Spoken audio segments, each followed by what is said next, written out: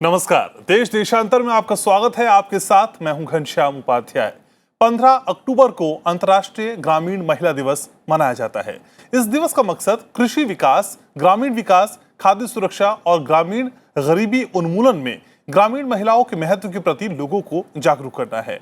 आपको बता दें कि विकासशील देशों में लगभग 43% महिलाएं कृषि श्रमिक के रूप में कार्य करती हैं और खाद्य क्षेत्र से जुड़ी रहती हैं। उनकी इसी भूमिका को मान्यता देने के लिए इस दिन को संयुक्त राष्ट्र महासभा ने 15 अक्टूबर 2008 से मनाने की शुरुआत की। अगर बात भारत की जाए तो पिछले कुछ सालों में ग्रामीण महिलाओं की तस्वीर बदलती हुई नजर आती है। कई ऐसी योजनाएं और व्यवस्थाएं हैं जो ग्रामीण महिलाओं को ध्यान में रखकर बनाई गई हैं, जिनके परिणाम भी काफी सकारात्मक रहे। तो आज समझने की कोशिश होगी कि भारत में ग्रामीण महिलाओं की मौजूदा स्थिति कैसी है, उनके उत्थान के लिए कौन कौन सी सरकारी योजनाएं चलाई जा रही हैं, इसके अलावा ऐसे कौन से प्रयास हैं जिससे ग्रामीण महिलाओं की स्थिति को और बेहतर किया जा सकता है।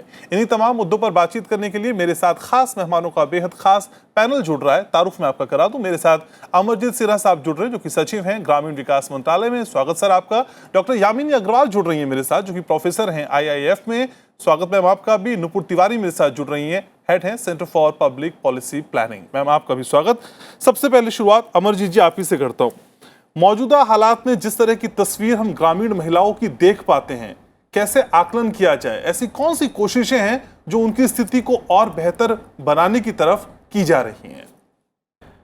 देखिए, स्थानीय सरकार की जो व्यवस्थाएं हैं, अगर हम वहाँ से प्रारंभ करें तो जो 31 लाख निर्वाचित प्रतिनिधि पंचायत के हैं विभिन्न स्तरों पे जी, उनमें 42% महिलाएं हैं।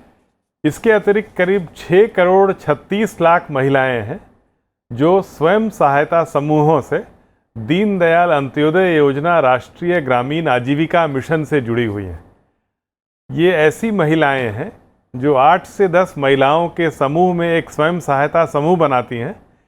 गांव के स्तर पे ग्राम संगठन इनका है, क्लस्टर के स्तर पे क्लस्टर लेवल फेडरेशन है और गत 5 वर्षों में इन महिलाओं ने 57 लाख अलग अलग स्वयं सहायता समूहों के माध्यम से लगभग 2,18,000 करोड़ का ऋण बैंकों के माध्यम से लिया है अपनी आजीविकाओं के विस्तार और विकास के लिए। मुझे खुशी है बताते हुए कि ये ऐसी महिलाएं हैं जो केवल लोन लेती नहीं हैं, लोन को चुकाती भी हैं। आज अगर हम इसमें NPA देखें तो नॉन परफॉर्मिंग एसेट्स महिलाओं के लाइवलीहुड मिशन के माध्यम से जो ऋण लिए हैं 2% से थोड़ा अधिक है, जो आज से 5 साल पहले 7% पे था। दूसरी ओर कई नई संभावनाओं को ये तलाश रही हैं। आज 10,471 ऐसे हमारे कस्टम हायरिंग सेंटर्स हैं जहां महिलाओं के समूह द्वारा power tiller, pump set, agriculture implement, soil testing इत्यादि का काम किसानों के लिए किया जाता है एक किराए पर।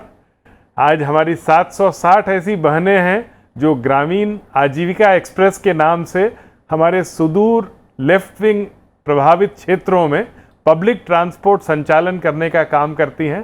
तो वैसी ही ऐसे कई महिलाएं हैं जो सुदूर ग्रामों में वित्तीय समावेशन को मूर्त रूप दे रही हैं। जब एक 90 साल की विधवा को भी उसके डेथ बेड पर पेंशन का भुगतान बैंकिंग कॉरेस्पॉन्डेंट बैंक सखी बन के करती हैं। तो निश्चित रूप से कई प्रभावी रूप से महिलाएं आगे आई हैं और एक जो बड़ा कार्यक्रम हमारा है जिससे करीब 50 लाख महिला किसान जुड़ी हैं।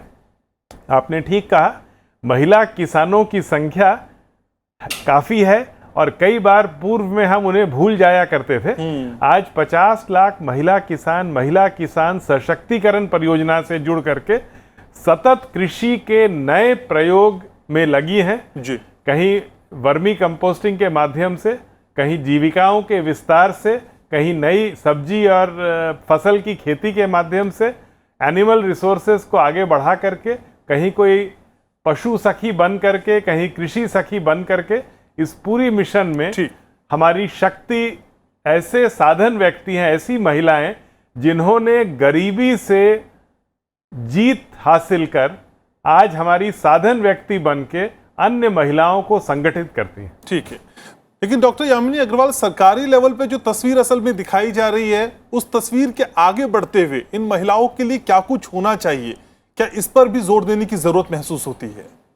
जी देखिए, जब भी हम महिलाओं की बात करते हैं या रूरल महिलाओं की, ग्रामीण महिलाओं की बातें करते हैं, तो हम देखते हैं कि सबसे ज़्यादा ज़रूरत उन्हें पड़ती है कि उनको पैसा मुहैया कराया जा सके, ऋण मुहैया कराया जा सके, उनके जो इलाज का खर्चा है उसके ऊपर ध्यान दिया जा सके, हेल्थ केयर के ऊपर ध्यान दिया जा सके, उनकी शिक्षा के ऊपर ध्यान दिया जा सके।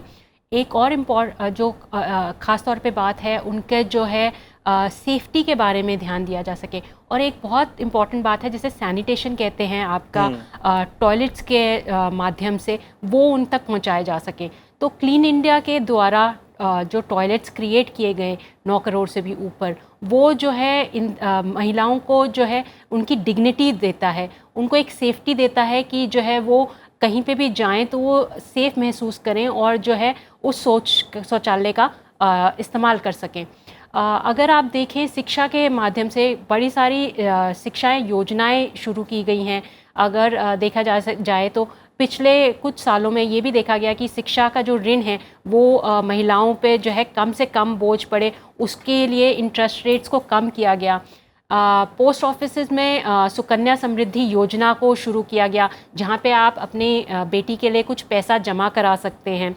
ऐसे ही हेल्थ केयर के लिए भी कुछ बेनिफिट्स दिए गए, बड़ी सारी स्कीम्स लाई गई जिसमें महिलाओं के ख़ास तौर पे जहाँ पे प्रेगनेंसी है, जहाँ पे और उनको जो है बच्चा पालने के लिए पैसे चाहिए, वहाँ पे पैसे मुहैया करा सके। ऐसे ही ऋण के लिए मुद्रा योजनाएं जहाँ पे शुरू की गई, उसमें 75% जो ऋण है वो महिलाओं को देखा गया है। ये भी कोशिश की गई है कि सेल्फ हेल्प ग्रुप्स के द्वारा बैंक जो है महिलाओं तक पहुँचे।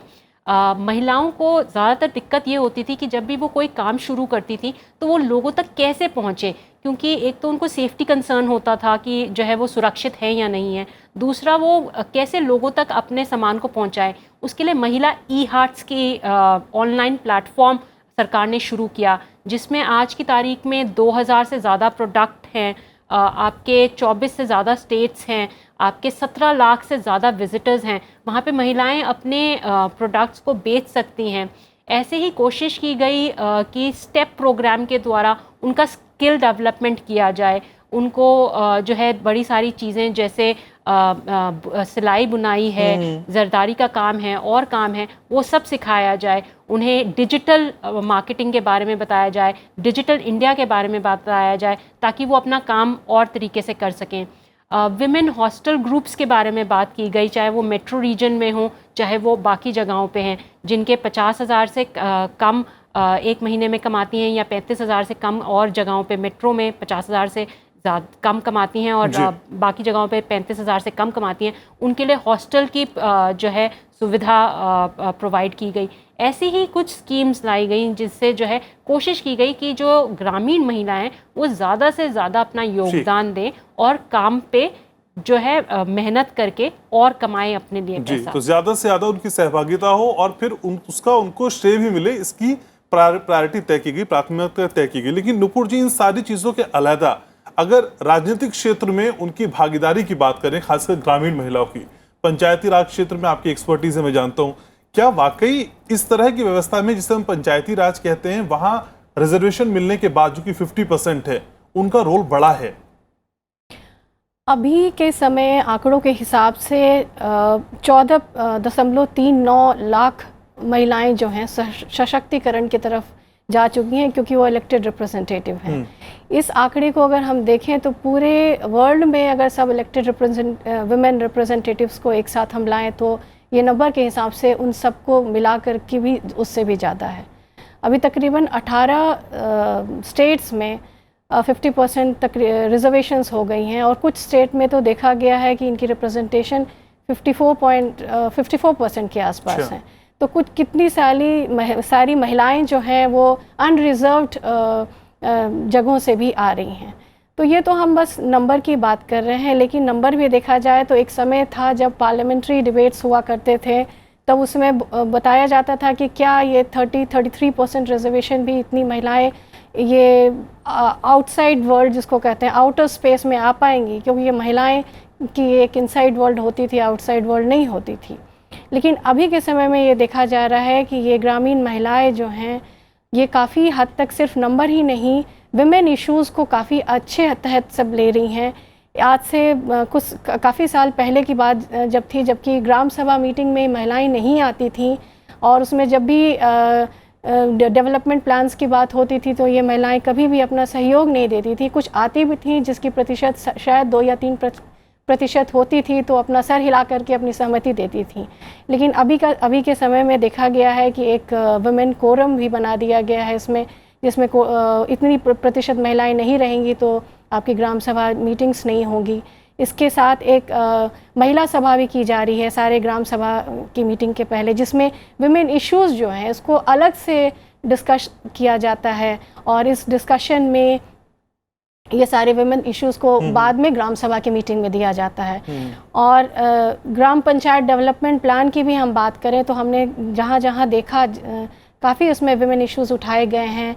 पेयजल हुआ, सैनिटेशन हुआ, हेल्थ इश्यूज़ हुए, या प्राइमरी एजुकेशन हुआ बच्चों की, जो सबसे ज़्यादा कंसर्न महिलाओं की रहती है, जिसके वजह से ये काफ़ी हद तक इन्फ्लुएंस्ड होती हैं इन सब बातों से। वो सब इश्यूज़ को काफ़ी प्रमुखता दी गई। नूपुर जी, पंचायती राज व्यवस्था में उनको वो अधिकार मिलना एक बात, लेकिन उस अधिकार को मिलने के बाद, उस पोजीशन को हासिल करने के बाद उनकी सहभागिता कितनी बड़ी है। कई बार हमने देखता है वो सीट तो वो हासिल कर लेते हैं, लेकिन उनकी जगह उनका कोई रिश्तेदार या फिर पति उसकी सहमति के हिसाब से वो काम करती हैं। क्या ये तस्वीर भी बदल रही है? वो खुद आगे बढ़ रही हैं क्या, निर्णय ले रही हैं क्या?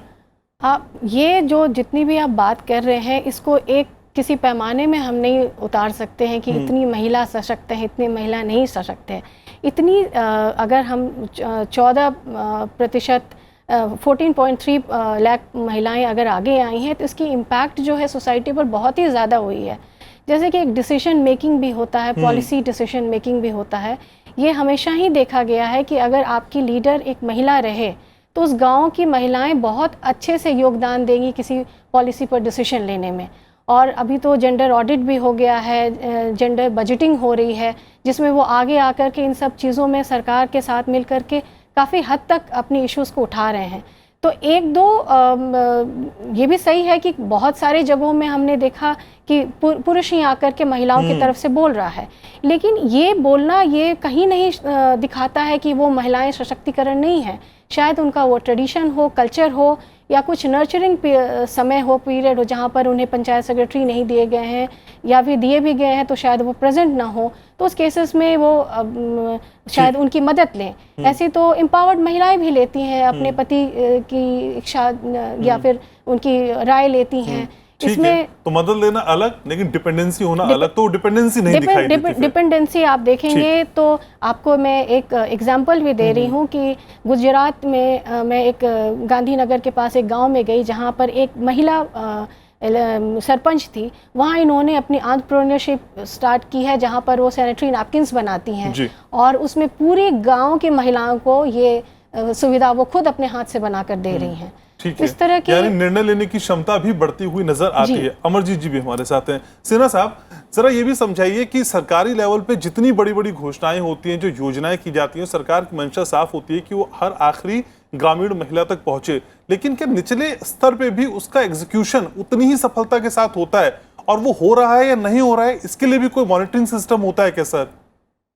नहीं, बिल्कुल। बल्कि जो बात कही गई ग्राम सभाओं की, मैं बताना चाहूँगा कि पिछले साल से 2 अक्टूबर से 31 दिसंबर तक सबकी योजना सबका विकास का जो कार्यक्रम का संचालन होता है, जिसके दौरान हर ग्राम सभा की बैठक होती है।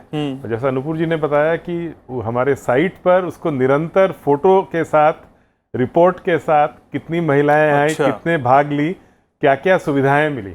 माननीय प्रधानमंत्री जी ने ईज ऑफ लिविंग पे जो जोर दिया है, उज्ज्वला का गैस कनेक्शन, सौभाग्य से बिजली कनेक्शन, एलईडी बल्ब की व्यवस्था, जनधन का bank account, life insurance, accident insurance, ये जितने पैमाने हैं, निश्चित रूप से कोशिश रहती है कि हम इनको उन तक पहुंचा सके जिनके लिए कार्यक्रम है। इसीलिए यह देखा जाता है, जैसे ग्राम स्वराज अभियान का कार्यक्रम 65,000 गाँव में चलाया गया, इन सुविधाओं को हर वंचित परिवार तक पहुँचाने के लिए। इस प्रकार के मॉनिटरिंग और गवर्नेंस फ्रेमवर्क से भी फर्क पड़ता है। और जैसा ये बात पहले भी कही गई, अगर आप दक्षिण के राज्य में केरल, तमिलनाडु में आप देखेंगे तो महिलाओं के आगे बढ़ने में और गरीबी को कम करने में 5 प्रमुख बिंदु रहे हैं, जिसका हम अनुसरण अन्य राज्यों में भी कर रहे हैं।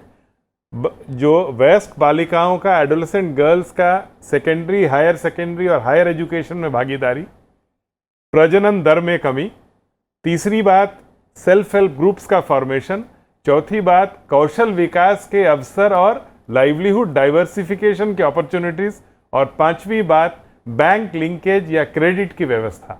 ये 5 चीज़ अगर होती हैं, जैसे कुडुम्श्री के माध्यम से केरल में, तमिलनाडु में, कई राज्यों में हम देख रहे हैं, आज इसी का अनुसरण करते हुए उत्तर भारत, पूर्व, उत्तर पूर्व, पश्चिम, हर राज्य में ये कोशिश हम लोगों की है कि हर महिला को इन सुविधाओं से हम लैस कर सकें, ताकि शिक्षा, बेहतर स्वास्थ्य के माध्यम से आजीविकाओं के विस्तार और विकास से वो वास्तव में कदम से कदम मिला करके आगे बढ़ सके। लेकिन सिन्हा साहब, ये भी बताइए कि एक ग्रामीण महिला को ये कैसे पता चलेगा कि सरकार ने इस स्तर पे इतनी सारी सुविधाएं उसके लिए शुरू की हुई हैं, ये योजनाएं हैं, वो अवेयरनेस कैसे आएगी सर? उसके लिए क्या प्रोसेसर है?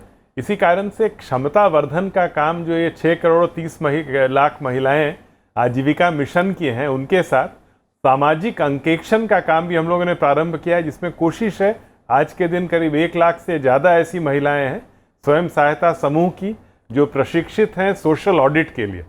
हमारी कोशिश होगी कि हर गांव तक सोशल ऑडिट की व्यवस्था हो सके, ताकि वो इस बात का अनुसरण कर सकें कि जो मिलना चाहिए, जो हक है, वो सबको मिल पा रहा है या नहीं मिल पा रहा है, कौन सी कमियां रह जा रही हैं। तो निरंतर प्रक्रिया के माध्यम से उस गवर्नेंस फ्रेमवर्क का अंग सोशल ऑडिट भी है, इंटरनल ऑडिट भी है, रिव्यू मिशंस भी हैं, शोध एवं इवैल्यूएशन भी है, लेकिन कहीं ना कहीं यह तो एक सतत प्रयास होना है। और इसी कारण से कोशिश यह भी रही हम लोगों की, जैसे प्रधानमंत्री आवास योजना ग्रामीण का कार्यक्रम है, अधिक से अधिक संख्या में महिलाओं के नाम से या जॉइंट नेम से ही हम घर दें। तो एक प्रकार से इस पूरे सशक्तिकरण की प्रक्रिया में जब संपत्ति के अधिकार में भी बराबरी की हिस्सा अगर मिलता है तो उसका भी एक प्रभाव पड़ता है। उसी प्रकार से और जितनी बातों की चर्चा हमने की, ये कोशिश है कि निरंतर ग्राम सभाओं में इन पर चर्चा करके पंचायतों की रैंकिंग का काम भी हम लोगों ने पब्लिक डोमेन में रखा है। जो भी एसेट्स हैं सभी जियो टैग करके पब्लिक डोमेन में इसलिए रखा गया है ताकि और ज़्यादा सार्थकता बढ़े, ताकि पारदर्शिता बढ़े, और जब पंचायतों का रैंकिंग होता है तो हमें इसका भी एहसास होता है कि किस पैमाने पे पंचायत पीछे है। तो ये पूरे को पब्लिक डोमेन में ला करके जितनी ज़्यादा डिबेट्स होंगी, चर्चा होंगी इस पे, उतना ज़्यादा हम अपनी कमियों को और कम कर पाएंगे और पंक्ति के अंतिम व्यक्ति तक, अंतिम महिला तक पहुंचने में हमें सफलता मिलेगी। ठीक है, तो योजनाएं भी हैं, साथ में साथ ट्रांसपेरेंसी भी है। लेकिन डॉक्टर यामिनी अग्रवाल, जरा ये भी बताइए कि हम बात करते हैं पढ़ाई की, महिलाओं के स्वास्थ्य की, हाइजीन की, सैनिटेशन की और गैस की भी।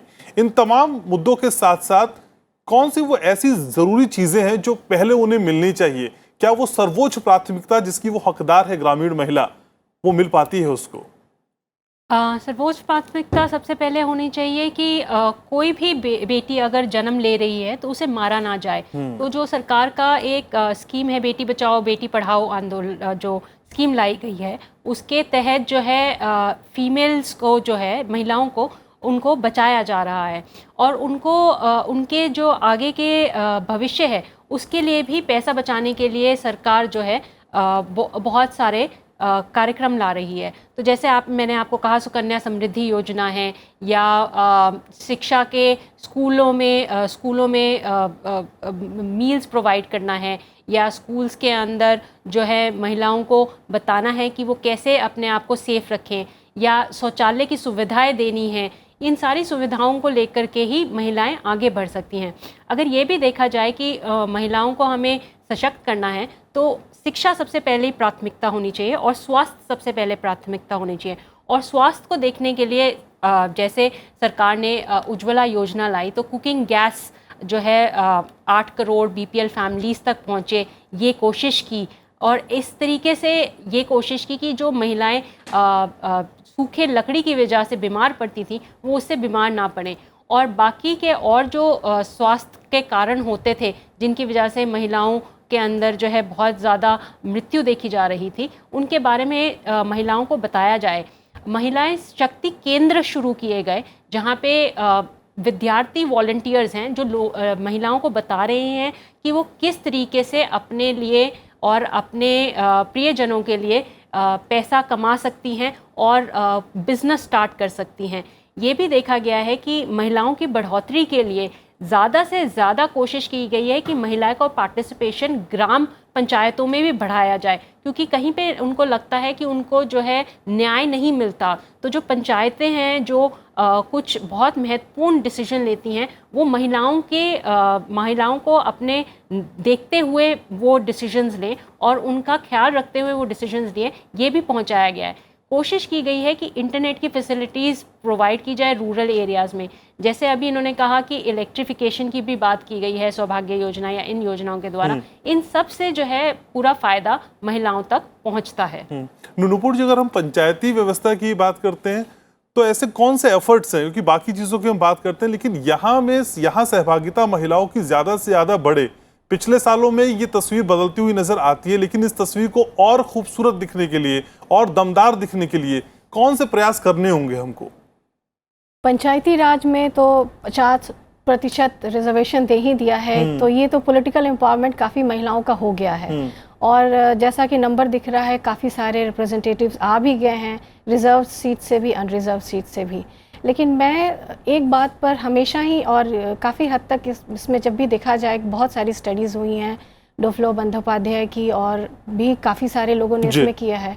तो एक बात हमेशा ही की गई है, जैसे कुडुमश्री का एग्जाम्पल दिया जाता है, अभी हमारे यहाँ भी दिया गया कि ये दो सबसे बड़ी चीज़ है। एक तो नेटवर्किंग ऑफ वुमेन, कि सारी महिलाएं एक दूसरे से जुड़े रहें, और ये अपने आप में एक बहुत ही बड़ा सशक्तिकरण बिंदु है। दूसरी चीज़ है माइक्रो क्रेडिट, उनके हाथ में कुछ फाइनेंस रहे ताकि वो डिसीजन जो उन्होंने लिया है उसको काफ़ी हद तक वो कर पाएँ, उसको इम्प्लीमेंट कर पाएँ। तो देखा गया केरला में जो है स्पेशली ये कुडुमश्री ने पंचायत जो इलेक्टेड वुमेन रिप्रेजेंटेटिव्स की भी काफ़ी हद तक मदद की है। ये कुडुमश्री अपने आप में बहुत ही बड़ा योगदान है इसका। महिलाओं को कभी भी लैंड राइट नहीं होता है, यहाँ पर अधिकतर महिलाओं ने अपनी ज़मीन खरीद ली है, इन्हें डिसीजन मेकिंग है चूँकि इनके पास अपना पैसा है। दूसरे बहुत स्ट्रॉन्ग नेटवर्किंग है, एक महिला की आवाज़ पर पूरे गांव की महिला खड़ी हो जाएंगी। तो इस तरह की, और तीसरी चीज़ है स्किल डेवलपमेंट, रिसोर्सेज और उसकी जो है कि इम्प्लीमेंटेशन पावर। तो ये सब सारी चीज़ें पंचायती राज सिस्टम के थ्रू लाई जा रही हैं। इसमें बहुत सारी रिसोर्स जनरेट भी की जा रही है महिलाओं के सशक्तिकरण के लिए। लेकिन ये सब चीज़ें अगर एक साथ जुड़ जाएं तो जो थोड़ी बहुत कमी पंचायती राज में रह गई है, जो कि एक्चुअल इम्प्लीमेंटेशन अभी भी आपने क्वेश्चन किया कि वो पुरुष के पीछे खड़ी हैं, तो शायद इसमें वो आगे आ जाए। सुधार हो। ठीक है, तो ग्रामीण विकास मंत्रालय से अमरजीत सिन्हा साहब हैं। सिन्हा साहब, आप हमारे साथ हैं तो बिल्कुल भी मौका नहीं छोड़ना चाहूंगा। सर, जरा उन योजनाओं के बारे में भी बताइए जो जिन पे अभी काम किया जा रहा है, क्योंकि सब महिलाएं, पूरा देश आपको इस वक्त देख रहा है, और अगर आप कुछ बताना चाहें इस मंच के जरिए कि ऐसी कौन सी योजनाएं और सरकार के पास हैं जो आने वाले समय में खासकर ग्रामीण महिलाओं को लाभान्वित करने वाली हैं। देखिए, जैसा हमने बताया कि जितने वंचित परिवार हैं ग्रामीण क्षेत्र में, करीब 8.5-9 करोड़ अगर परिवार हैं जिनको सहयोग की आवश्यकता है, करीब 6 करोड़ 30 लाख ऐसे परिवारों तक हम पहुंच पाए हैं। अभी हमारी कोशिश है कि आने दो साल में दीनदयाल अंत्योदय योजना, आजीविका मिशन से हम सभी बहनों को जोड़ सकें जो ग्रामीण क्षेत्र में हैं, और जो हमारे कार्यक्रम से जुड़ करके उनको एक अवसर मिले आगे बढ़ने का। आजीविकाओं के विस्तार और विकास में कौशल की भूमिका है, शिक्षा की भूमिका है, बेहतर स्वास्थ्य की भूमिका है।